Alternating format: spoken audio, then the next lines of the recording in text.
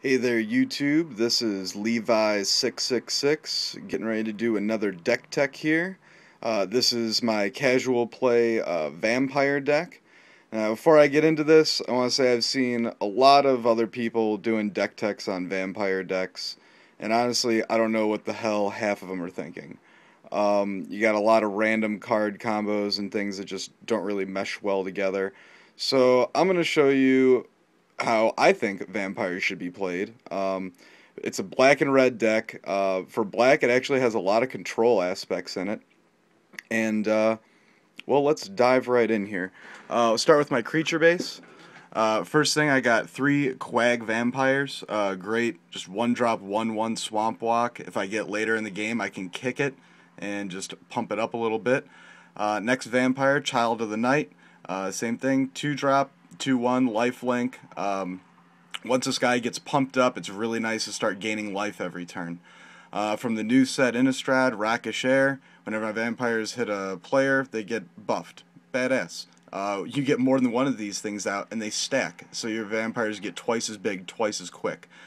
Next creature, Captivating Vampire. Don't understand why nobody's playing this card. For a 3-drop, it's great. Other vampires get +1. It's a 2/2. Tap 5 vampires you control and gain control of target creature, and then it becomes a vampire. So it's getting all these other buffs that you got going right now. Okay? Next creature, a must-have in any vampire deck is the Nighthawk. Flying Death Touch lifelink for 3.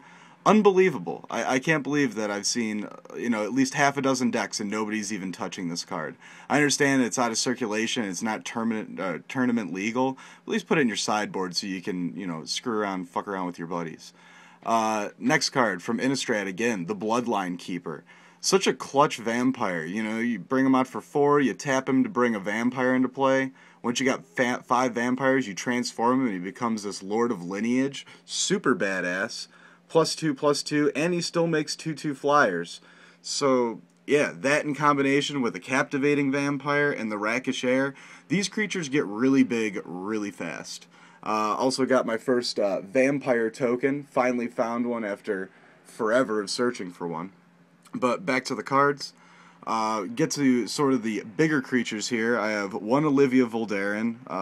Legendaries. For some reason, I don't like to run more than 1 legendary most of the time, because I end up with both of them in my hand more times than none. But she's a good card.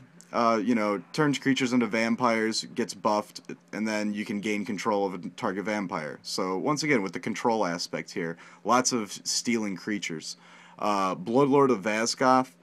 When this guy comes in, it's just making creatures. You usually already have the Lord out and at least a Captivating out, and so they're already getting buffed. And the fact they're getting another +3 if you're hitting every turn, just really makes us unstoppable. You got such big flying creatures, it's ridiculous. Kalidas, Bloodchief. I usually sideboard this guy because I'll get him in my hand and I won't be able to cast him. 7 mana is pretty late in the game, and I usually win by then. But same thing, destroy a creature, make a copy of it, it's a vampire. Sweet. Final card, I've seen a lot of Planeswalkers, nobody's running Sorin, the Vampire Planeswalker in a vampire deck. Don't understand why, but clutch moves here. You take out creatures, you can take your opponent down, gain extra life, drop their life total, or just make them tap all their creatures on their turn, and then you attack and wipe them clean. A couple spells I got in here. I am running 4 Dark Writs to speed everything up and help get some of these bigger creatures out a lot faster.